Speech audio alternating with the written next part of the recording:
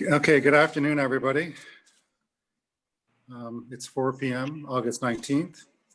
I'm going to call to order the Committee of Adjustment meeting scheduled for today. If everybody will bear with me for a few minutes, I do have some procedural announcements to make prior to the meeting. And can everybody just signal that they can hear me okay, just by raising your hand? Awesome. Okay, thank you. Applications before the Committee of Adjustment are assessed by the 4 tests to be met in granting a minor variance. The committee may grant an application if it is satisfied that the application or proposal is 1, minor, 2, is desirable for the appropriate development or use of the land, building, or structure, 3, maintains the general intent and purpose of the zoning bylaw, 4, maintains the general intent and purpose of the official plan. Committee members individually review each application, individually undertake site visits, and individually form an opinion.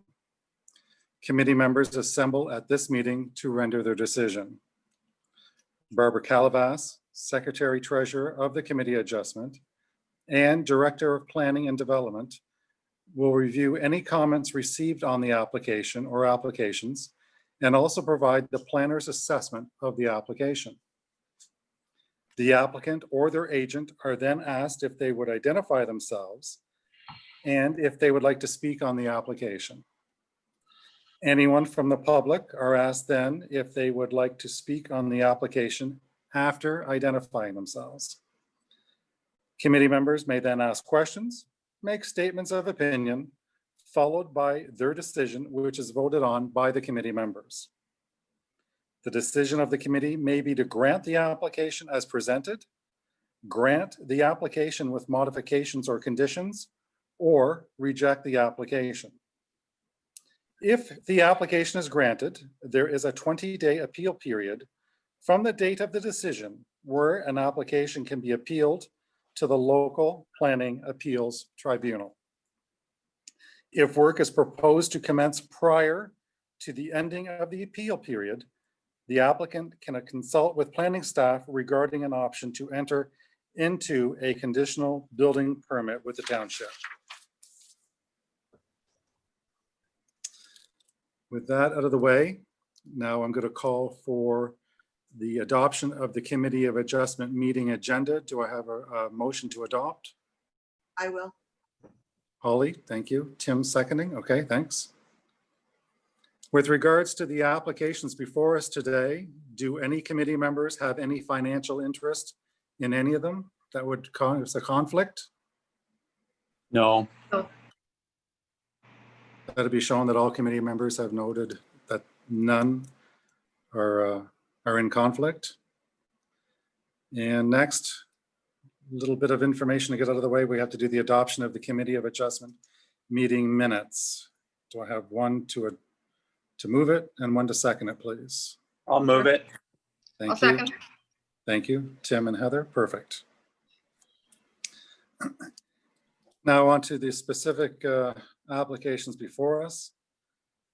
If there's any person other than the applicant that wishes to receive further notice on an application, please leave your name and address with the Secretary Treasurer.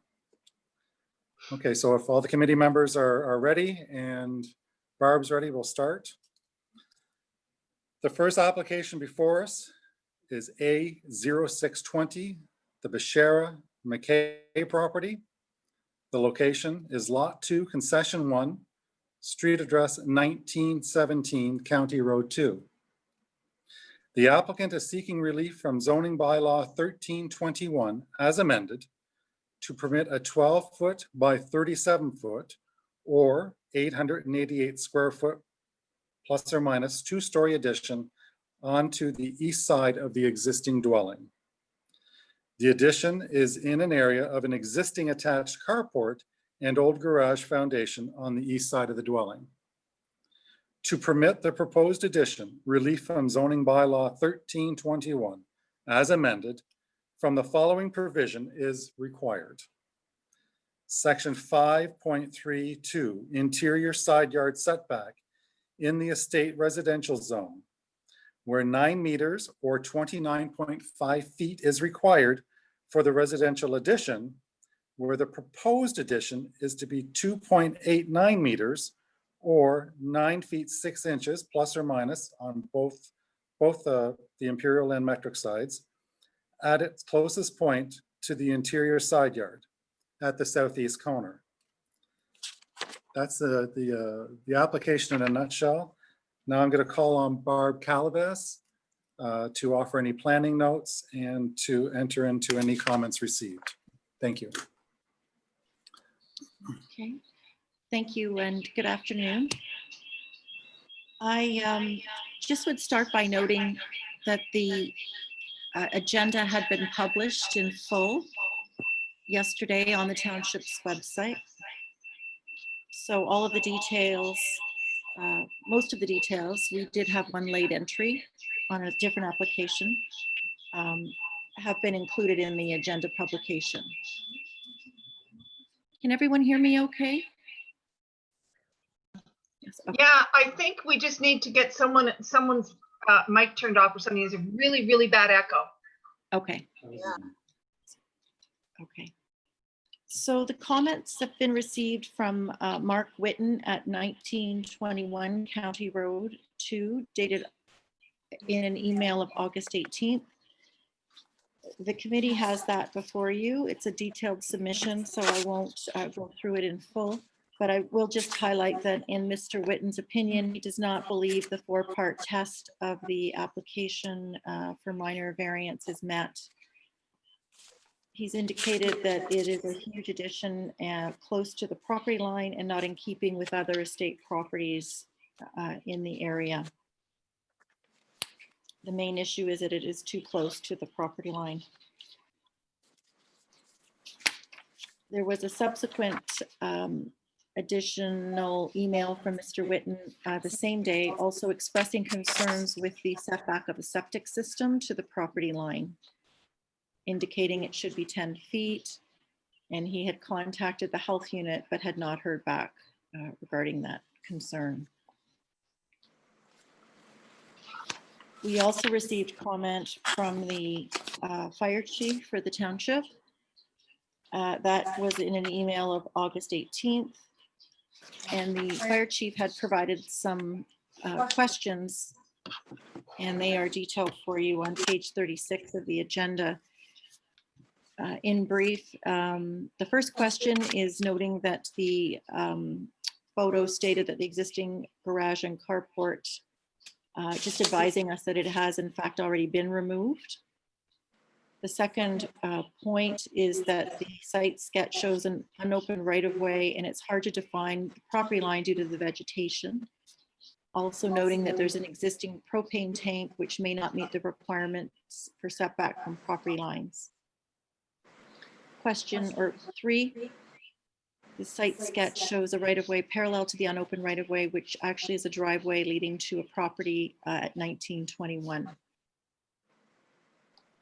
Question 4, there may be an issue with the existing hydro line distance requirements from the proposed 2-story structure. The line appears to supply hydro to 1921. Some photos were included in that submission as well. From a staff perspective, there is a staff report starting on page 39 of the agenda. It does speak to all of the 3 applications before the committee today. But just to highlight application A0620, staff note that the location of the addition is in an existing area where there was a previous carport and an old garage foundation. And the closest point to the side property line is actually at the southeast corner of 9 feet 6 inches. The northeast corner of the proposed addition would actually be at a 24-foot setback. The 9.5-foot setback at the southeast corner that's proposed does appear to afford sufficient distance to offer a reasonable side yard around the structure. And the abutting lot is actually not that associated with 1921 County Road 2, but a property that horseshoes around either side of the subject property. And there's a 12-foot width, I believe. So it's unlikely that there would ever be anything constructed immediately adjacent to that subject property. There's always concern with stormwater management and runoff to ensure no negative impacts on properties. And as the committee is aware, that is something that is managed through the Ontario Building Code by our chief building official during construction. I understand that the property owners are currently working with Ontario Hydro to address the required 5-meter building setback to property lines. And there would need to be regard for suitable relocation of that line in order for the building of this addition to proceed. Just for the advisement of the committee and also of the property owner, the lot coverage requirements of the zoning bylaw are 15%. So 15% of the lot can be covered in buildings and accessory structures. And right now, staff are calculating that at approximately 14.8%. So it's, with this addition, it is creeping very close to being at its upper limit in terms of what can be accommodated on that property. Those calculations were taken from information provided and not surveyed information, so there could be some discrepancy, I suppose, if surveyed information were provided. The property is within 300-meter distance of the St. Lawrence River.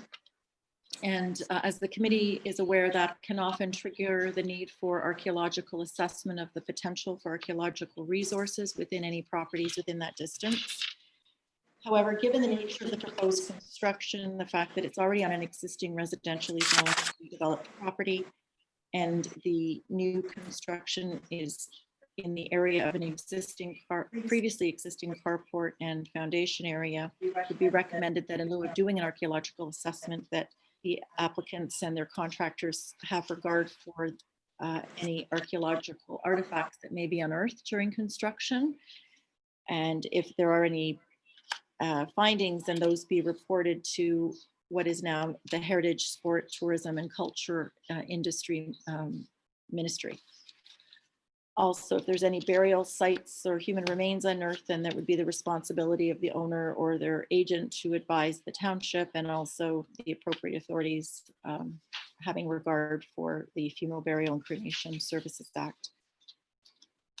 There is also, in addition to the one recommended staff note, condition rather, on archaeology, it is noted that it would be prudent to include the advisement that this development would be taking the property almost to its lot coverage maximum, just for the owner's awareness.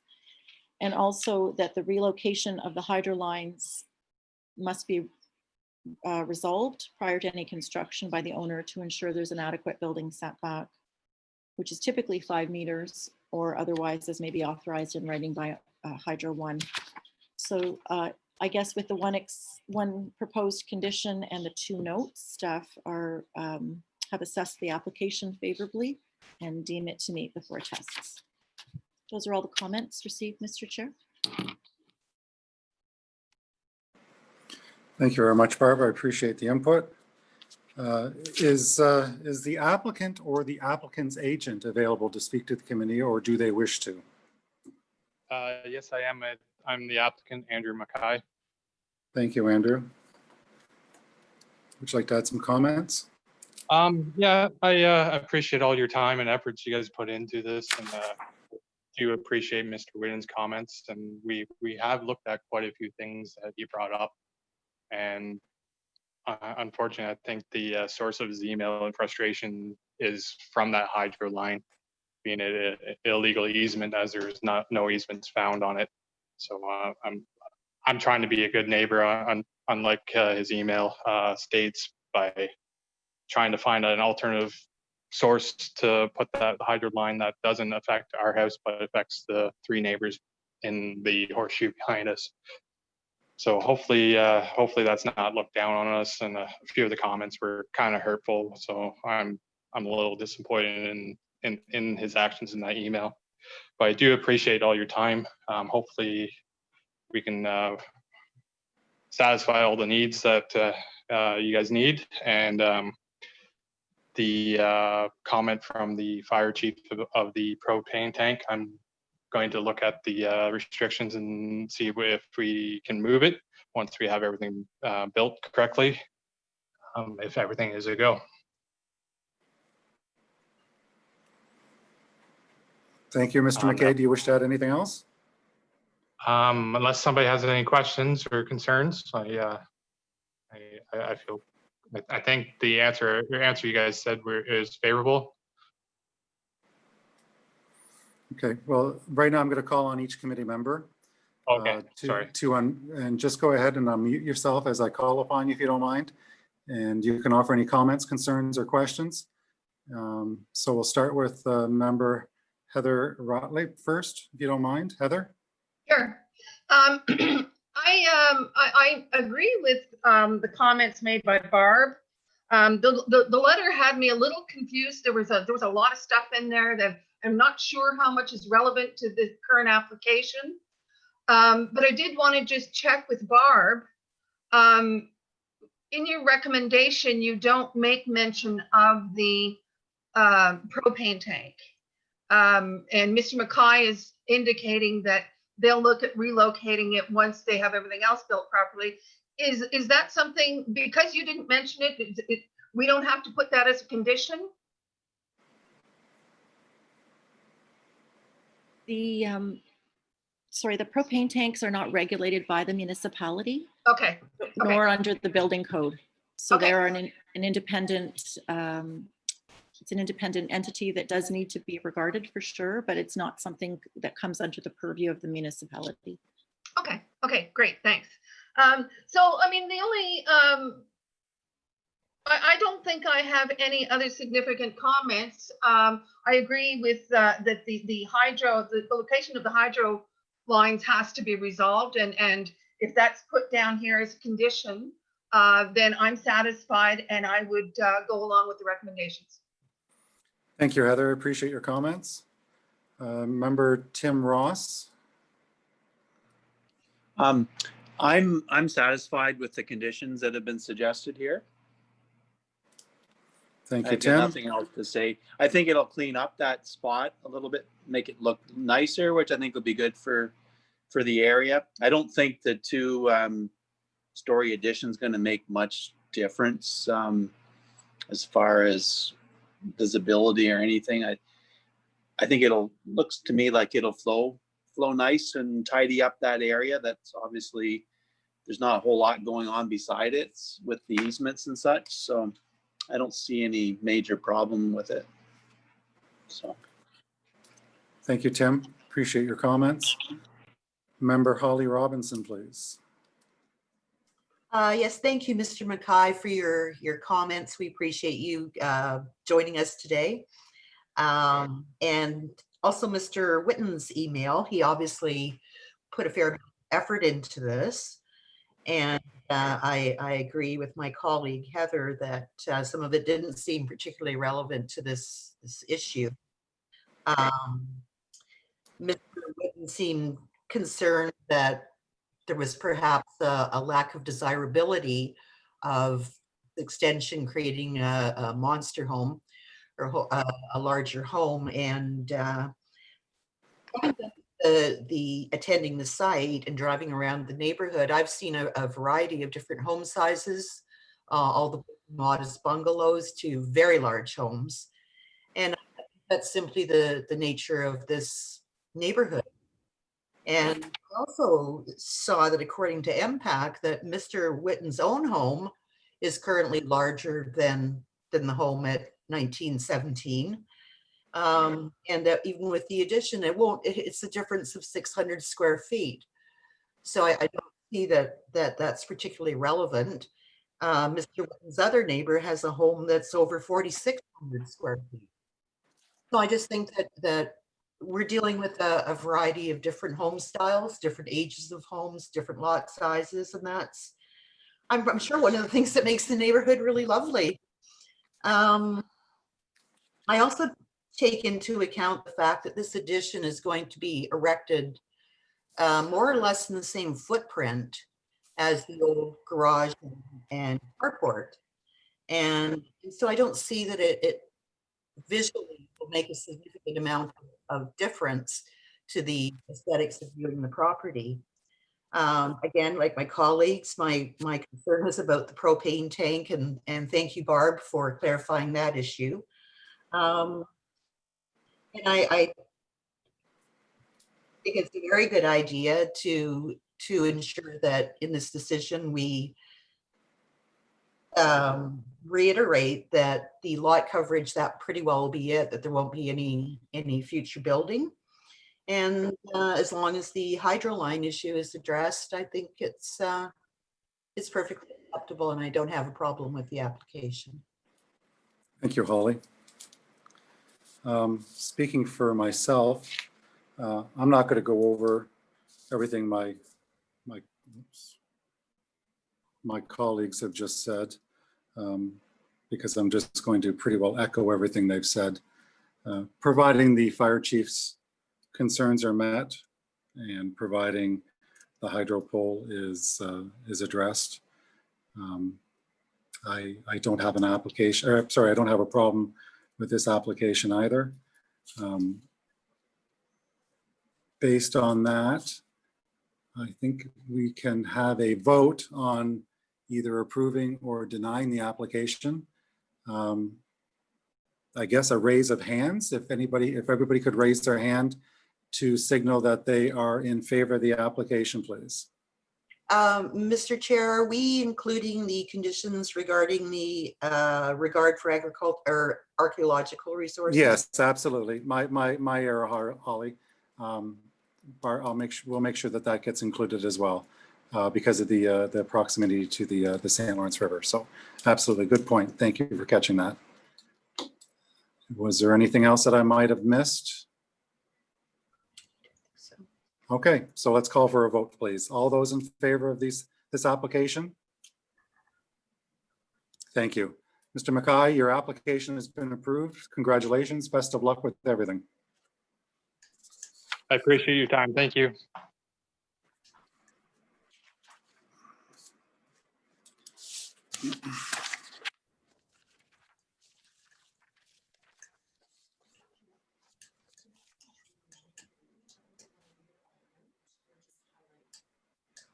I noticed that too. I noticed it was pretty long too. Okay. Okay, we're going to move on to application A07/20, the Hudson property. The location, lot 32, concession 1, street address 235 Brockmere Cliff Road.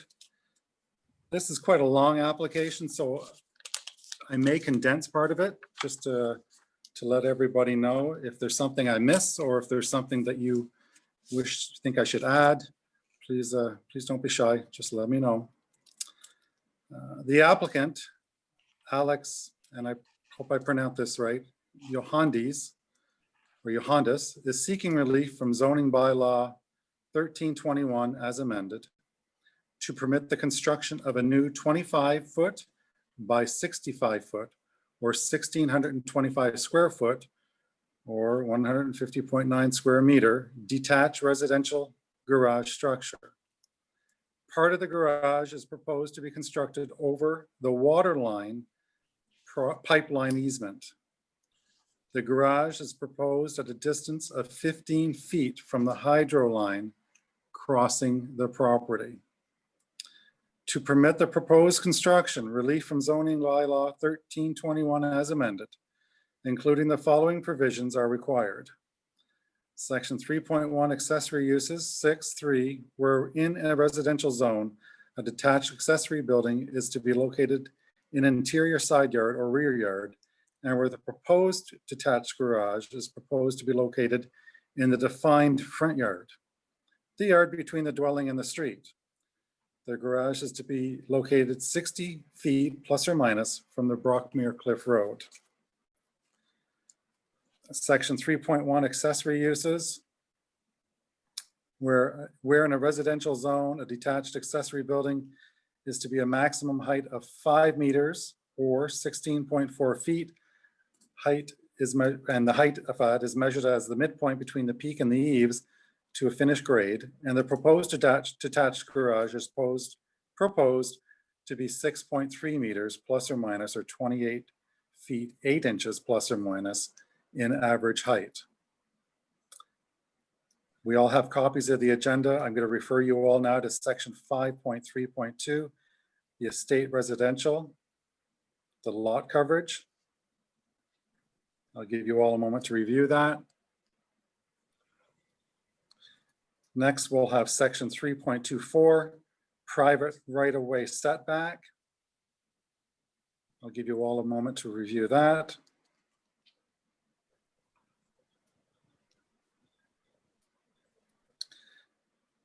Next, section 3.27.2, water setback.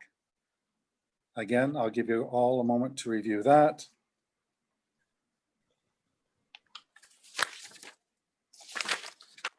And the last note that I'd like to make on this particular application is the subject property is zoned RE estate residential. Again, I'd like to call on Barb Calabas to offer any planning notes on this particular application and to review any notices received.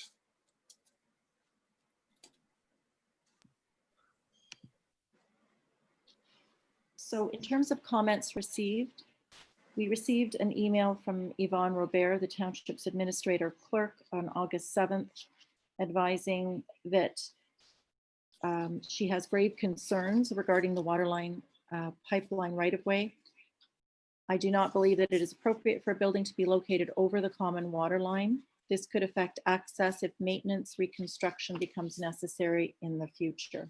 I would recommend that this not be permitted. We also received comment from Peter Raby at the City of Brockville on August 17th, 2020, advising that they would recommend to the township that the garage not be permitted to be constructed over the waterline easement. However, if it is permitted to occur, the city would recommend that the township ensure that the party of the easement is in favor of have access to the waterline to maintain, operate, rehabilitate, reconstruct it, and any additional cost to these operations resulting from the placement of the structure over the waterline be borne by the property owner and be registered on title.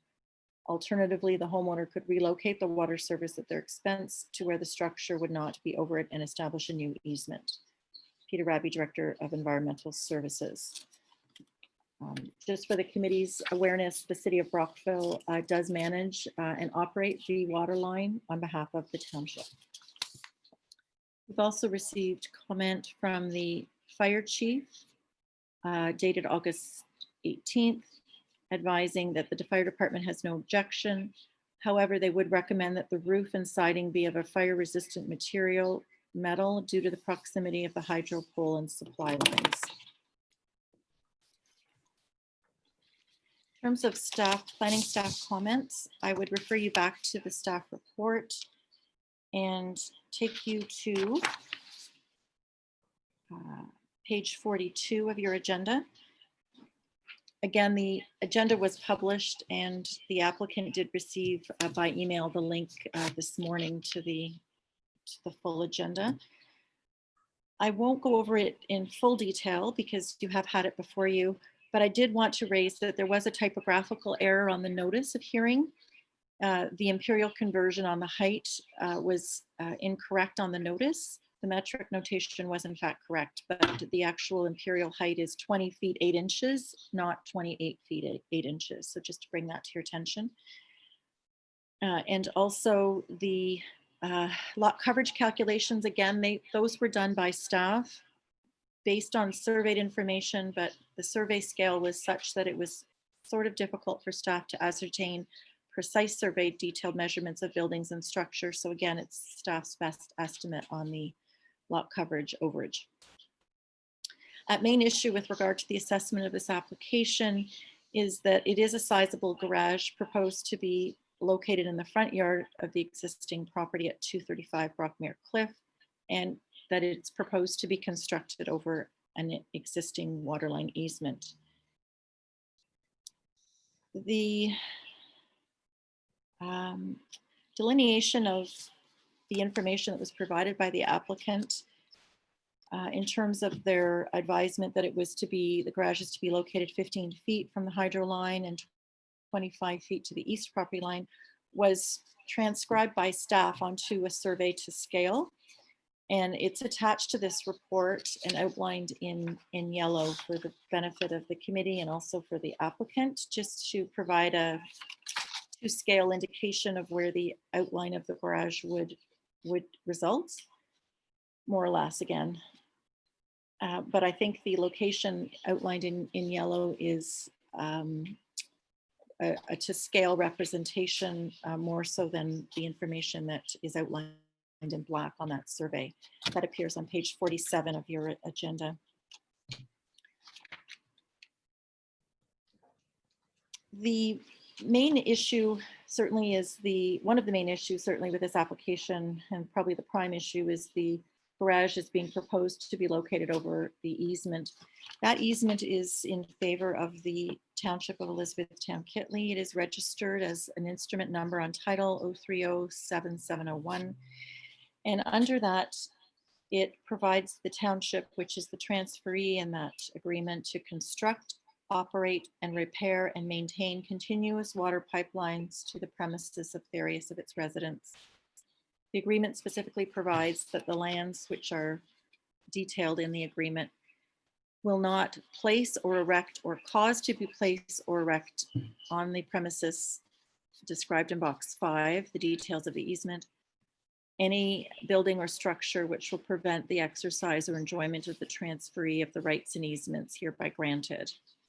So the current easement agreement appears to very specifically prohibit any buildings or structures being constructed within that easement area that would prevent access by the township regarding the water line maintenance. Given this, and to ensure that a more desirable form of development results on the property, would be staff's recommendation that the garage should be reduced in length to ensure it's built entirely outside of the easement area, and that no construction works related to that possible construction of that garage encroach into the easement area at all. By staff's calculation, this would result in the garage needing to be reduced in length by 19 feet, more or less approximately based on my measurement off the yellow block survey. So that would take the garage length from being 65 feet to 46 feet. I would say at maximum, because we don't actually have a survey of what that specifically would be. And then the 25-foot width garage to remain as is. So that would reduce the size of the garage to 1,150 square feet. That is noted as being still a sizable accessory structure to the residential lot. But that would certainly keep the garage outside of the easement area. That staff position seems to be supported by both the City of Brockville and the Township's administrator clerk, who also recommended against building within that easement area.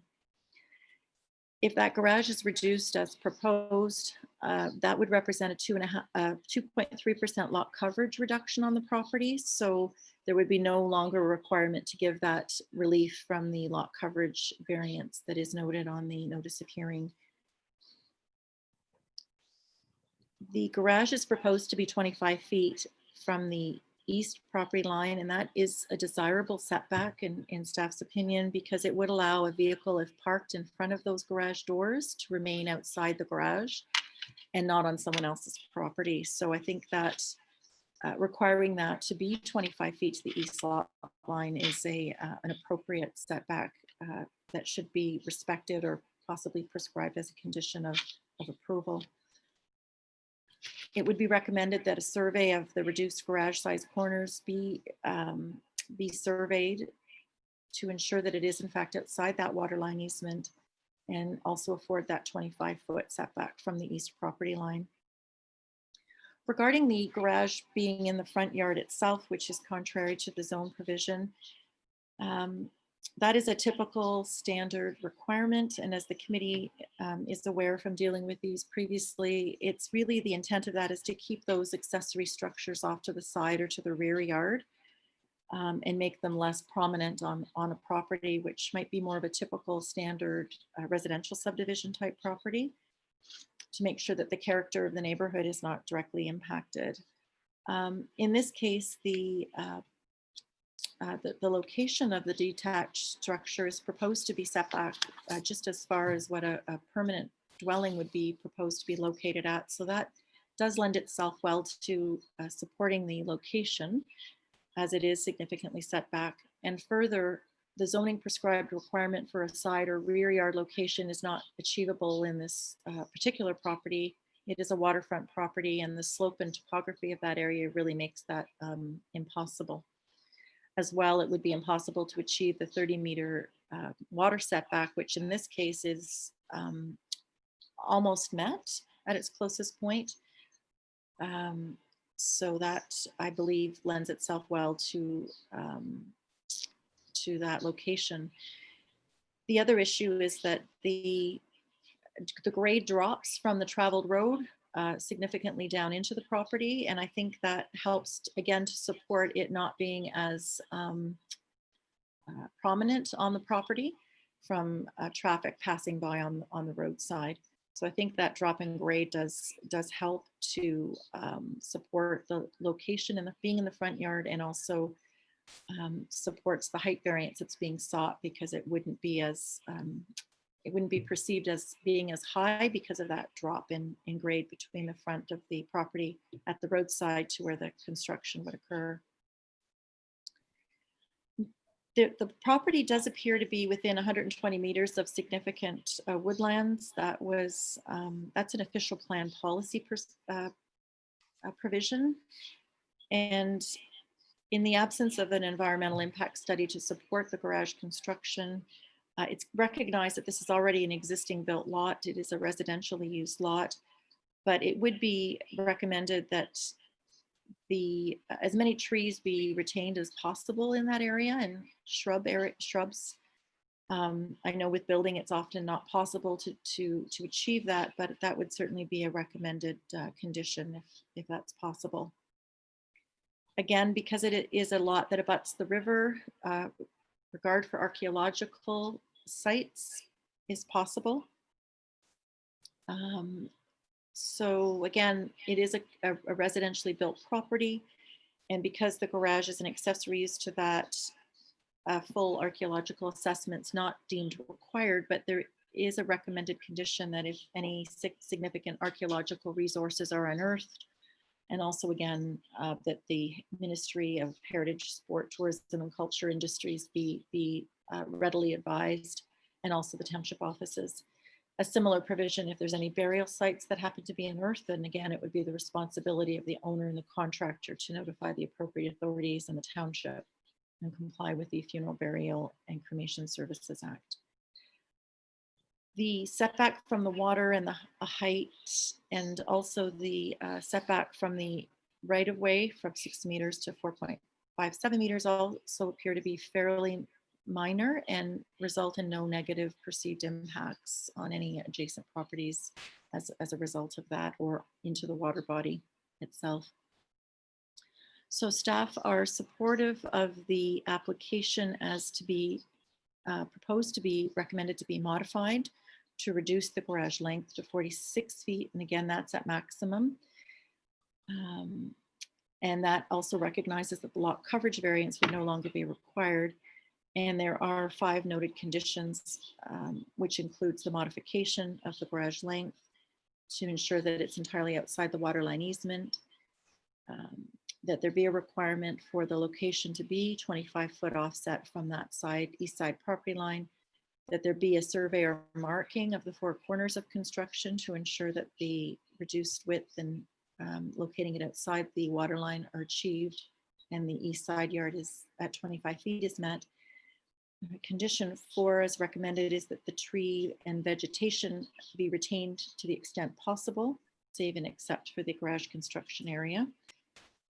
And under condition 5, it speaks to the standard condition regarding archaeological resources and advisement if any are found and burial sites are unearthed. It's also noted that the construction is shown to be 15 feet from the hydro line, and that should be authorized in writing by Hydro One, as typically a 16.4 foot or 5 meter offset from hydro lines is required. So those are staff comments, Mr. Chair. Thank you very much, Barb. Barb, if I could just ask you to clarify one thing for me before I call on my fellow committee members. The email received from Yvonne Robert, the administrator clerk for the Township of Elizabethtown-Kitley. Am I correct in assuming that this email was written in her capacity as the administrator clerk for the Township of Elizabethtown-Kitley and not a private citizen? Yes, that's correct. Thank you very much. I appreciate that. Okay, is the applicant present with us? And if so, could you identify your name, please, prior to speaking? Yes, my name is Alex Joannidis. Thank you, Mr. Johannes. Would you like to add any comments before the committee addresses you with any concerns or problems they may have? Yeah, I would, please. First of all, of course, thank you very much for your time today. Just to give you a little history here, I'm in the process of purchasing both these properties. They're two small homes from one owner, and the thought here was to build a structure that could accommodate both these homes if need be, because there's really no storage on the site anywhere. I'm an avid motorcycle and car collector, and I need the space for RV, boats, that sort of thing. And that's why I'm looking to build something to this size, as opposed to erecting a bunch of carports on the property that I find would be very displeasing and not very attractive in keeping with the neighborhood's appearance. So to build a structure, and I don't know if you have access to the design, but it's in line with the design of the homes that are there presently, to give a nice clean curb appeal, again, as opposed to just parking vehicles around the lot and in carports and canopies, etc. So that's the intent for the size of the garage. I know that there was a concern at one point whether or not a business would reside in there. That is not the case. That would never happen given my present employment. As far as the size of the garage, I understand it is a large garage, but to put it into context with what's in the neighborhood, for example, at 303 Anchorage Bay Road, there is a 65 by 30 plus garage there, and it is fairly close to the road. In fact, it's within 10 feet of the right-of-way road there. So just looking at what's in the neighborhood and around this property, there are several other examples of fairly large garages. Again, I hope you'll consider it. I understand the concern is the waterway. My understanding was that I own that waterway, and if there were any issues at all, that it would be my cost to maintain that, repair it, etc. If at the end of the day the town requires access to that waterway, then I am certainly in favor of moving it, I guess, outside the footprint of the garage so that I can maintain that 65 feet. The other thing as well, and I have my builder here, and as well my neighbor, in case you need to speak to him for whatever reason, but I have our builder, Greg Abrams here, and he can explain more the technical aspects of it. But currently that piping system goes under the ground just below the frost line. The 25-foot width piece of garage slab that we'd be putting down would actually help further protect and insulate that pipeline. So it would actually be improving, I think, the pipe work under there. But obviously you can ask Greg more technical questions than I could answer. But anyway, thank you again for your time. I hope you'll consider allowing this to happen, but we'll see what you folks have to say. Thank you very much for your time. I appreciate that. I think what we'll do now is we're going to move on to the committee members, and I'll call upon you again one by one to voice any concerns, have any questions that you'd like to speak to with regards to this application, or ask Ms. Calavas if you need anything clarified. We'll start with Member Ross this time. Tim?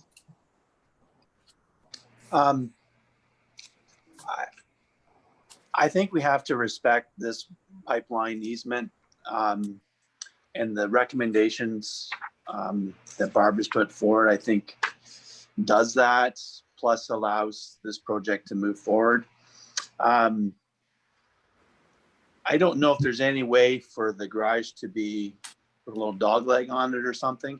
I wasn't able to go to the site So I don't know if that's a possibility to give him the extra space that he needs. But anyway, that's my thoughts on it. I couldn't support it as it's been presented, but with those adjustments that Barb has suggested, I would be supportive. I would also consider if the building was shaped a little differently, perhaps, if that would work in their planning, perhaps. I don't know. That would put a little twist to it, but that might give him the square footage that he needs for to take care of his cars and motorcycles. Just a thought. So that's where I'm at. Thank you, Tim. Member Holly Robinson, please. Yes, thank you, Mr. Joanides, for attending today. I think we come across a lot the difficulty with waterfront properties, front yard, backyard situation, and particularly in this area, the topography always presents a challenge. I think that as a committee member, I greatly value the comments of our township administrator clerk, our planning department, and all the input that we've received. And I'm in agreement with our planning department that I think the garage will need to be reduced. Certainly, I have great empathy for your situation. We all have storage issues, particularly anybody on the waterfront who's attempting to store watercraft. But the simple fact of the matter is that we have a water line pipeline, and it just strongly appears to me that it's not a good idea to build a large garage over top. So I concur with our planning department and with my colleague Tim that I support the application if the 5 noted conditions are met, and the garage is subsequently reduced to 1150 square feet. Thank you, Holly. Member Heather, would you like to add your comments, please? Sure.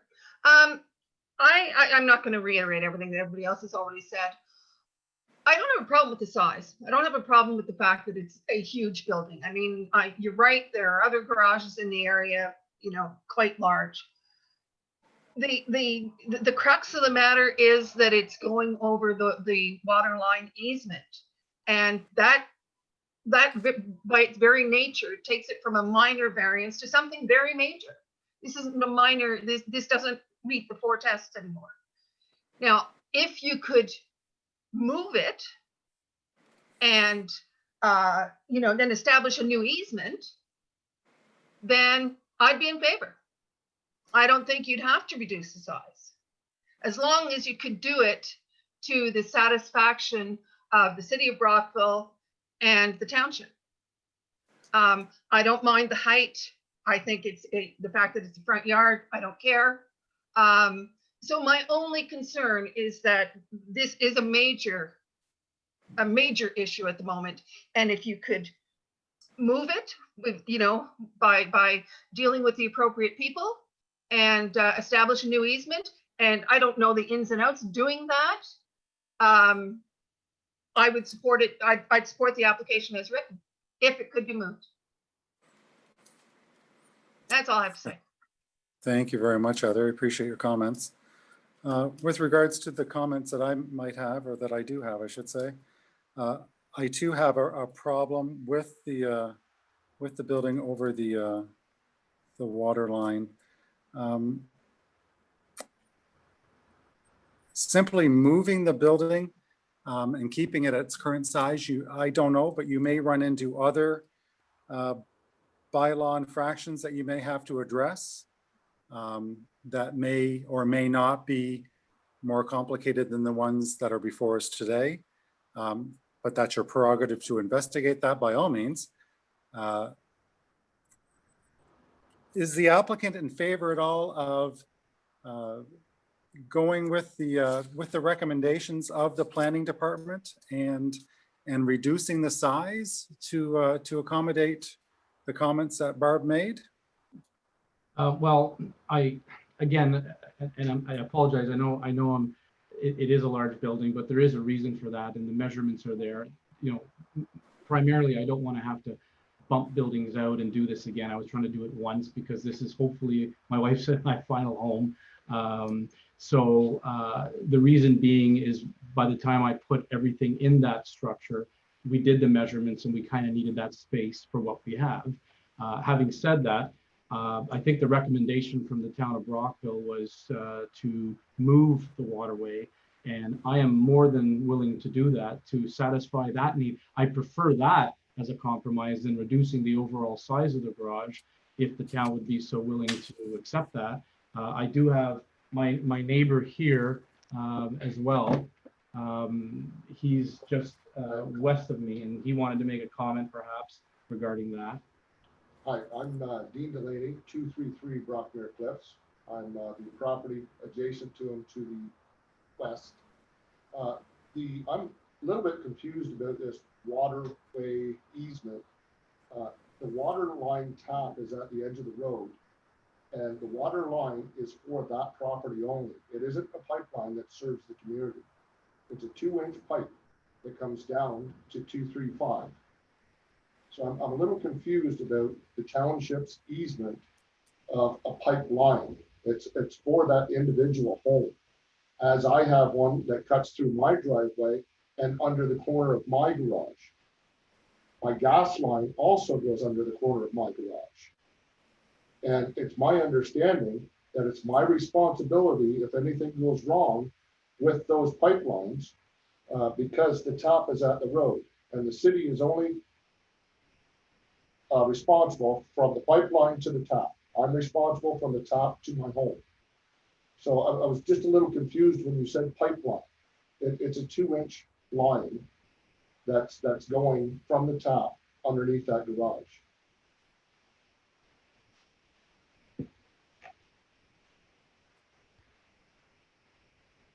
That's what I have to say. And Greg, do you have any comments at all?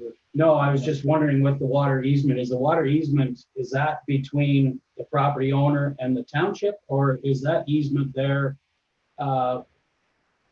between those two pieces of property that he's purchasing both? Is that the easement between those two? How I'm not sure of how that works. I'm unfamiliar with that as to what the easement is for. Is that because it's private pipe from the shut off to the house? I'm just wondering what the easement is for. Is that pertain to the township and the homeowner, or between the two properties that the pipeline runs on? If I could address just one thing, and then I'm going to call on Barb to jump in.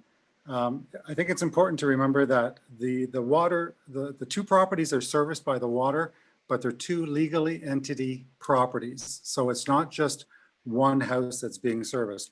And for us to review any application, and in particular this one, we have to bear in mind that it may be dotting the I's and crossing the T's, but it's a fine point that both properties as such are separate properties, even though they're even owned by the same person. That pipeline still serves both properties. It's just not the one. So if Barb could jump in and address some of the concerns that gentleman just addressed to the committee.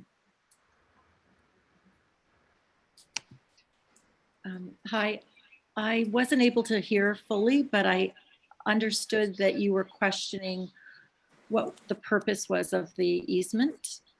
And I think the chair expressed it quite well, that it services not only the property at 235 Brockmere Cliff, but also the property at 237.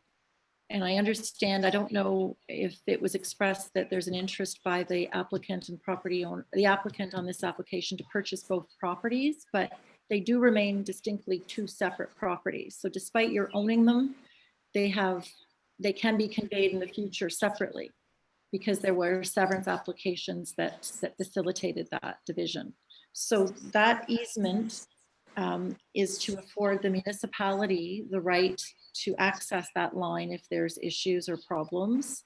And that's the purpose of it. I'm not sure how easy it would be to relocate that easement and those lines to service those two properties and where that might occur relative to sewage systems. And but certainly, I guess if that's something that was of interest to explore, it would have to be explored in consultation with the City of Brockville Operations, and also the current easement would have to be rewritten as it is on title currently and relocated, obviously. So, and again, I don't know what opportunity there is or isn't for that to occur.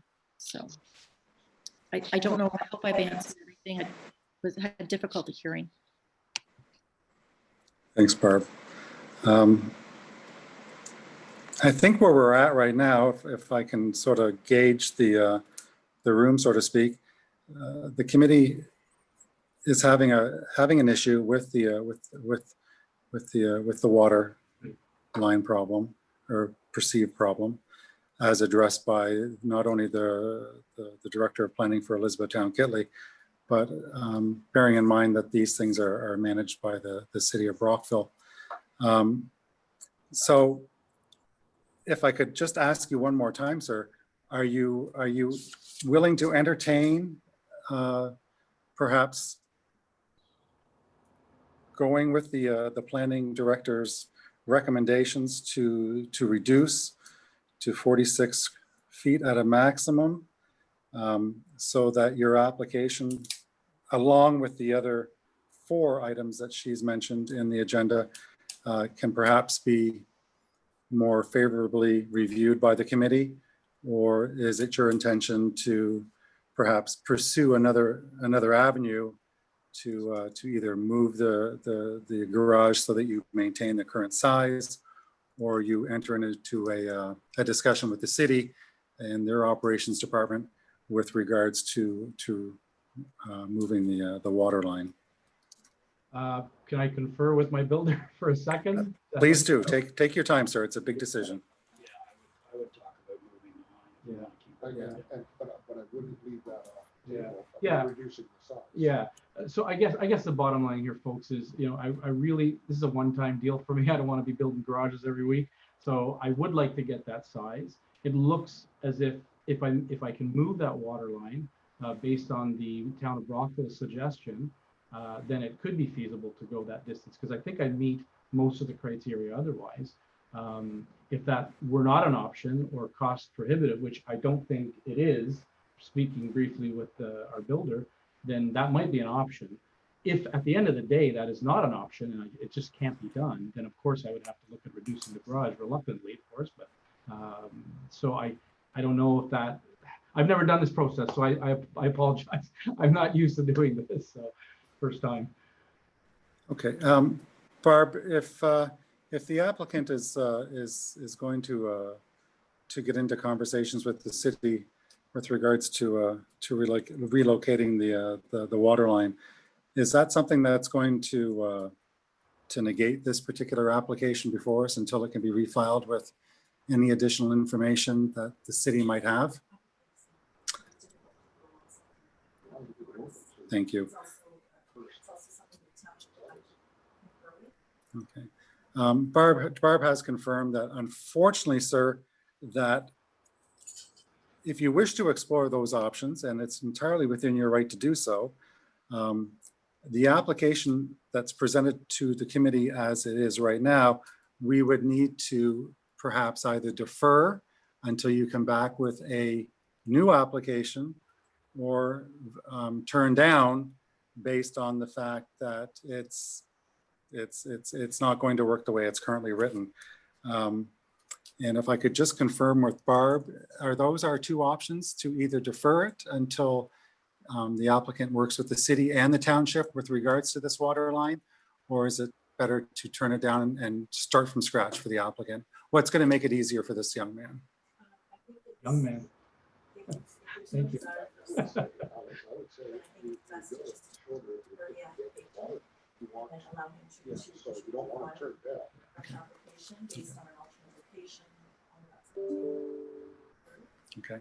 as you indicated, there may be other provisions that are buried as a result of what these now may need. Okay. So if there's no interest in the reduced width, then I think that's kind of the need for it. I know that you can reconfirm. Okay. Then I think it's best just to defer it and until he files it for resubmission. Okay. Based on a conversation with the Director of Planning, it's my recommendation, sir, that we defer your application until you can enter into conversations with the city and with the township. And I ask you to bear in mind one other thing. With anything that you're changing from this particular application, I caution you that you may run into other zoning bylaw infractions of some sort, or some sort of other issue that may come up that might be more difficult than the one that you've presented before us. And with not accepting the smaller size of the garage, I often get concerned with applications being deferred, because sometimes it's jumping out of the pot and into the fire, as my father would say. So my recommendation is to defer the application as presented, not to turn it down.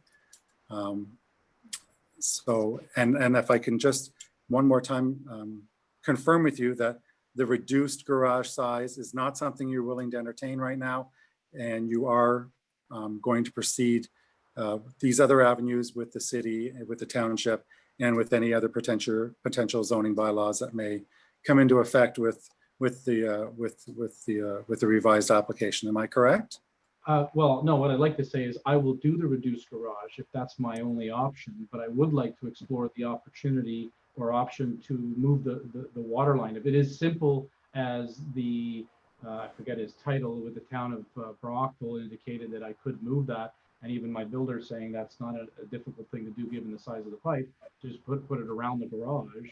If that's an option, then yeah, I definitely want to take that and maintain the size. If that's not, then I definitely will look at reducing the garage. Obviously, that's what I'd like to do if that's an option. Barb, if I could call you to jump into the meeting for a second, if you don't mind. I missed what he said. He'd like to, I'm sorry, if you could excuse me, he'd like to go with the reduced size, am I correct? Yes. And also enter into a conversation with the city and the township about moving the water line. Now, sir, the size isn't the problem with the committee members. It's the fact that it's going over that water line. Yes. So if you're going to attempt to move the water line to begin with, by again, working with the city and the township, I don't see the need really to reduce the size of the garage if the committee members don't have a problem with it. It's that as the application is before us, unfortunately, the movement of the water line in itself can present other issues. So as a committee, and again, I'll get Barb to confirm, I don't think we can agree to okay this application as it is if you're going to pursue that option with the city and with the township with regards to moving the line. Am I correct in that, Barb? Thanks. It's getting a little confusing, so I'm going to call in the expert. Okay. Hi there. It is. It's difficult without knowing if that's going to be feasible or possible, and how that might result in the garage location maybe changing a bit. So I think the best avenue would be to defer the application, to allow the opportunity for you to amend the application, explore opportunities to relocate the line, and come back to the committee with an amended application. And if the committee is agreeable to waiving the fee, there would be no fee because it would be considered the same application. But there would be, potentially no decision rendered tonight on the smaller garage. If you feel that there is no real opportunity and you want to come back, the committee could always just reconvene and pick up from where we are tonight, and possibly consider a reduced garage at a subsequent meeting. So I think, as the chair had suggested, the best opportunity at this point is really to defer, to allow you an opportunity to explore that, to amend the application, relocate the easement. There would obviously need to be new surveys done, and perhaps have the new garage even plotted on a survey, so we're not into some discrepancy between where you think it is and where I think it is, and what variants are required and what aren't. That would be helpful as well. So I think that might be, given your interest in having the large garage, I think it's in everyone's interest, and particularly yours, to defer it and possibly come back with an amended application if everything can all get worked out and resolved. No, that sounds very reasonable. Thank you. I appreciate that. Thank you, Barb. Okay, I think we're all in concurrence then. I'm going to call upon the committee now. All those in favor of deferring this particular application and allowing the applicant to come back with an amended application addressing concerns that he's met and concerns that the township has met. All those in favor, if I could, does anybody have any questions before I do this? Thank you. All those in favor, raise your hand. Thank you. Sir, your application's been deferred. The committee wishes you nothing but the best of luck, and we look forward to seeing you again and hopefully making sure everything's smooth sailing for you. Thank you. I appreciate your patience. I appreciate it. Have a good day. Thank you very much, sir. Bye-bye.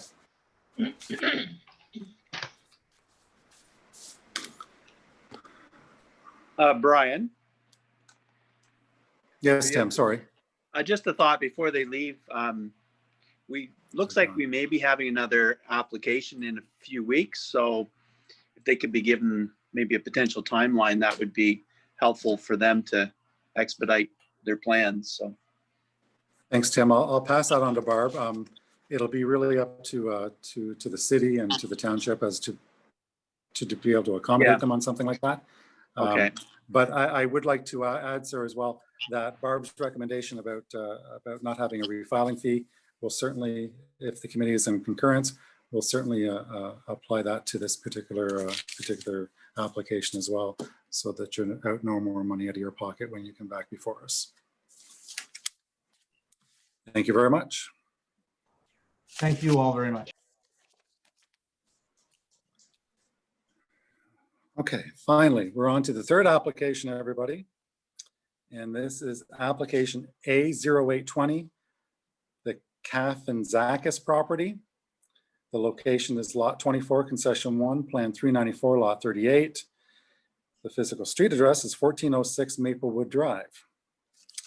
The applicant is seeking relief from zoning bylaw 1321 as amended to permit a 32-foot by 32-foot or 1,024 square foot plus or minus above ground pool and deck addition onto an existing deck at the rear of the dwelling. To permit the proposed above ground pool and deck, relief from zoning bylaw 1321 as amended from the following provision is required. Section 3.27.2 water setback minimum, where 30 meters or 98.4 feet is required and 19.81 meters plus or minus or 65 feet plus or minus is proposed from the new above ground pool and deck to a watercourse located to the west of the property. Application is actually quite concise. I'd like to call on Barb Calidus now to offer any planning notes or direction on this particular application. Thank you, Mr. Chair. We did receive comment from the Director of Public Works, August 7th email advising that Public Works has no concerns. That's the Township's Public Works Department. Also, we've received comment August 18th from the Fire Chief advising that the Fire Department has no objection to the application, and they note that the water course is hidden by vegetation and is only seasonal.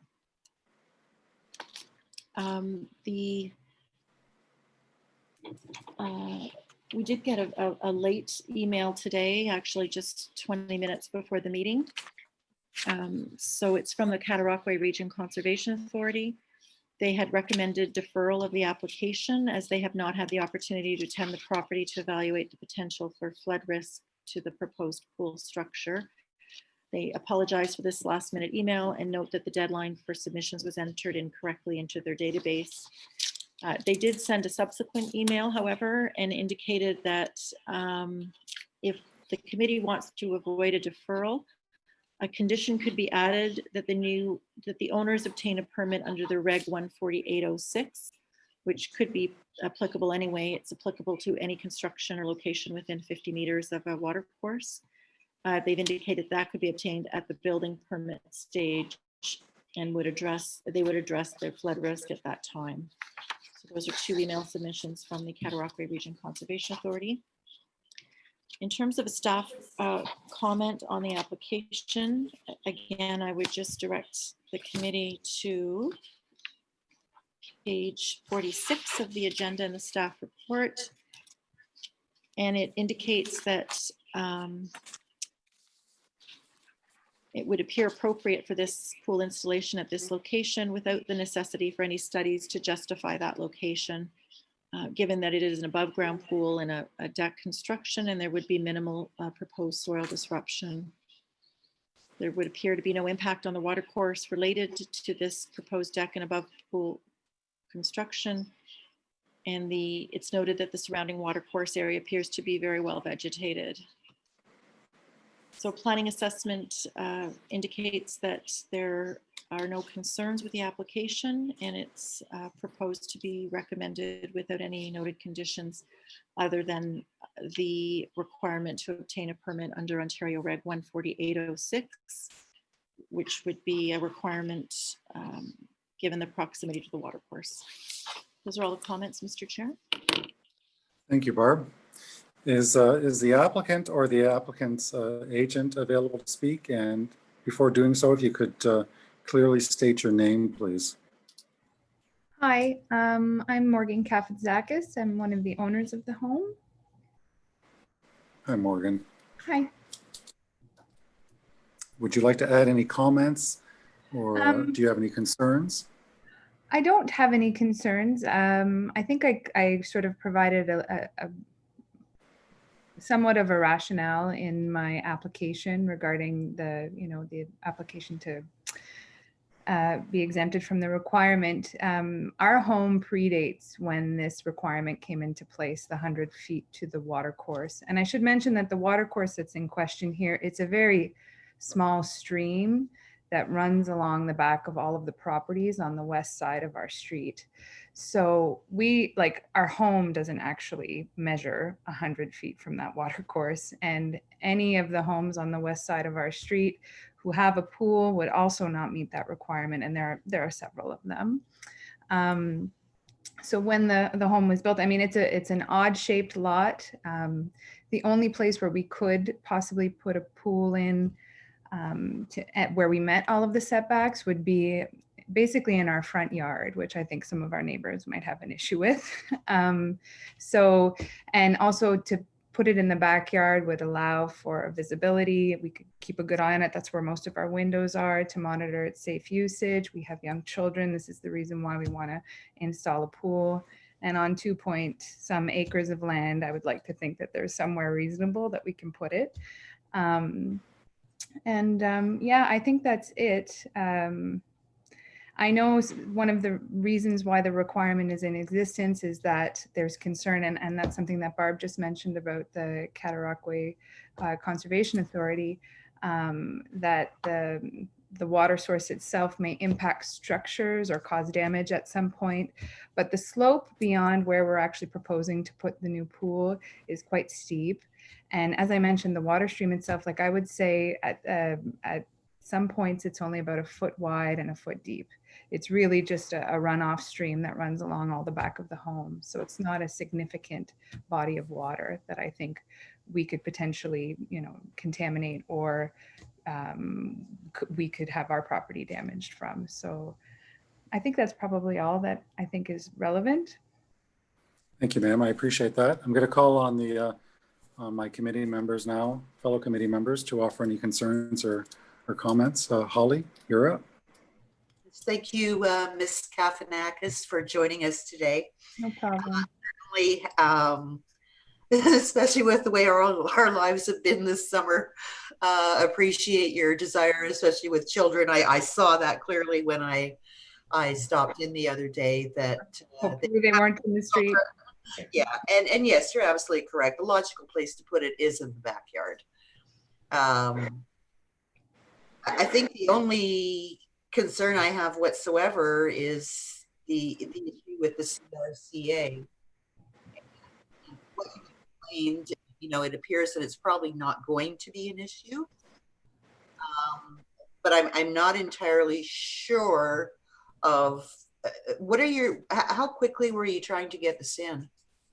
Well, we were hoping to have it installed towards the end of the season. I mean, pool suppliers and installers are pretty busy right about now. So we had, based on the timeline that the township had given us for the approval of a minor variance, we were hoping to do it within a couple of weeks. But if there's this administrative issue with the CRCA not having an opportunity to have had reviewed the application, I can appreciate that. But no, we were planning on doing it in the next couple of weeks. Okay. So I'm assuming, I mean, there'll be a requirement for a permit, and it sounds as if the whole CRCA process will be expedited along with that permit. And hopefully that's not a long process. I doubt it, but I'm sure that Barb can hopefully speak to that. Mm-hmm. And that's probably the most expedient and fastest way to go, is to go with the requirement for a permit, which you'll need anyway, and Yeah. and expedite the process that way. Great. Thanks, Holly. Barb, would you like to jump in with comments on that, please? Yes. Yes, the permitting by CRCA is a requirement. They would need to assess any construction within 50 meters, which is 165 feet of a water course. So that's applicable law and would be a requirement as part of the pool permit anyway. So if the committee is considering that, it need not necessarily be a condition of approval, but maybe just a note for the applicant so they have an awareness that would be required. I do believe that their assessments are fairly quick. I think this is just an error, maybe a administrative error where something got noted incorrectly, and that's why it's caused them a bit of a delay in getting comments to us for the meeting. The committee's, I think, quite aware that they're usually pretty on task with those sort of things. Similarly with permits, it doesn't actually take that long to get them once the applications are made, and we can certainly forward that information through to Morgan for her information for her to fill out and put her in contact with the right staff member there. Excellent. Thank you very much, Barb. Heather, your turn. I'm not going to say everything everybody else has said. I'm in favor of it. I think just make a note on the application of seeking a permit. And other than that, I'd be in favor of it. Thank you, Heather. Tim? I'm in favor, and just echo Heather's thoughts on that.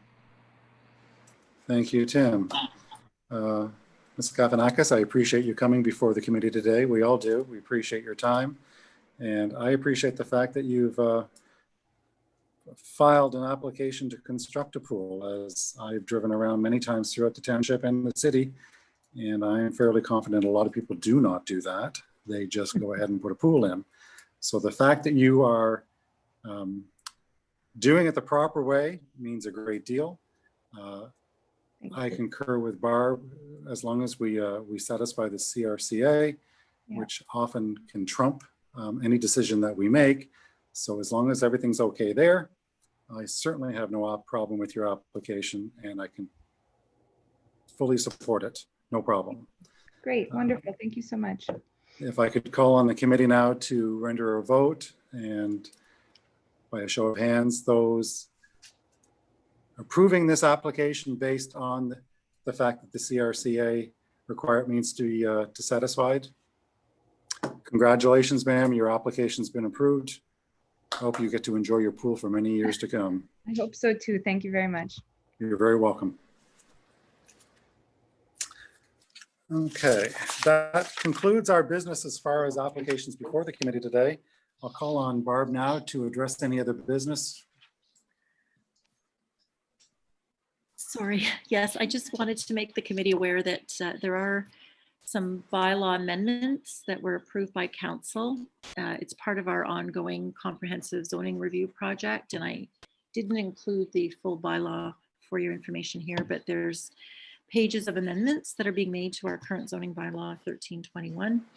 And council approved bylaw 20-24. It is posted on the township's website if you wanted to go through it, but I'll sort of assure you that we'll get you a full copy once it's all been approved and verified and the appeal period has expired, which is scheduled to expire on September 1st. So I did want to make you aware of that big project coming to I hope, a very good conclusion. The only other business is around the next item agenda. If I could jump ahead to the next meeting date, we do anticipate another application being filed tomorrow. And as you know, we have to hear those, or you have to hear those within 30 days of receipt. So that brings our timing to mid-September. So rather than holding the meeting on September 24th, it was a question of whether it could be held on September 16th, which is a Wednesday, or Tuesday, September 15th. Just sort of seeking your availability on either of those 2 days. So at this point, there is definitely one application forthcoming. Is that correct? The right dates? Yeah. So that I would leave that for your determination, I guess, in terms of who's available, and it would still be through a Zoom forum as well. I'm good with either day. I am as well. I'll have to email you, Barb, once I check my schedule at work. It's usually pretty flexible, but I don't want to commit to anything right now. I'll email you tomorrow, if that's okay. And I believe Tim's already emailed you and said that he would prefer, or he's available on the Tuesday. Yes, that's correct. Yeah. Okay. Anything else? Nope. Okay, if I could call on a motion to adjourn the meeting today, please. Heather has adjourned. Thank you all very much. We'll see you next month. Bye, everyone. Bye, everyone.